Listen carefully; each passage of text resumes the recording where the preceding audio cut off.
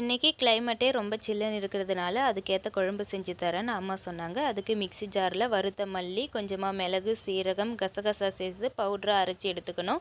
அதே மிக்ஸி ஜாரில் கொஞ்சமாக தேங்காய், கொஞ்சம் இஞ்சி, ஒரு வெங்காயம், ஒரு தக்காளி, நம்ம புளிப்பு சுவைக்கு ஏற்ற மாதிரி கொஞ்சமாக புளி சேர்த்து அதில் கொஞ்சம் புளி தண்ணி சேர்த்துட்டு நல்லா பைன் பேஸ்ட்டாக அரைச்சி எடுத்துக்கணும். அதில் நம்ம அரைச்சி வச்சுருக்க பொடியையும் சேர்த்து அதையும் நல்லா அரைச்சி எடுத்துக்கணும். இப்போ ஒரு பாத்திரத்தில் கொஞ்சமாக எண்ணெய் சேர்த்துட்டு எண்ணெய் காஞ்சதும் அதில் கடுகு சேர்த்து கடுகு பொரிஞ்சதும் கருவேப்பிலை, வெட்டி வச்சுருக்க வெங்காயத்தை சேர்த்து நல்லா வதக்கிக்கணும். வெங்காயம் கொஞ்சம் வதங்கினதுக்கு அப்புறமா அதில் கொஞ்சமாக பூண்டு சேர்த்து நல்லா வதக்கிக்கணும்.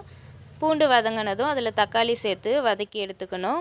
தக்காளி வதக்கினதும் உப்பு, தேவையான அளவு மஞ்சள் தூள், நம்ம காரத்துக்கு ஏற்ற மாதிரி மிளகாய் தூள் சேர்த்து நல்லா வதக்கிக்கணும். அதில் நம்ம அரைச்சி வச்சுருக்க மசாலாவை சேர்த்து நம்மளுக்கு தேவையான அளவு தண்ணி சேர்த்துட்டு நல்லா கொதித்ததுக்கப்புறம் கொத்தமல்லி சேர்த்து இறக்குனா சுவையான தனியா குழம்பு ரெடி.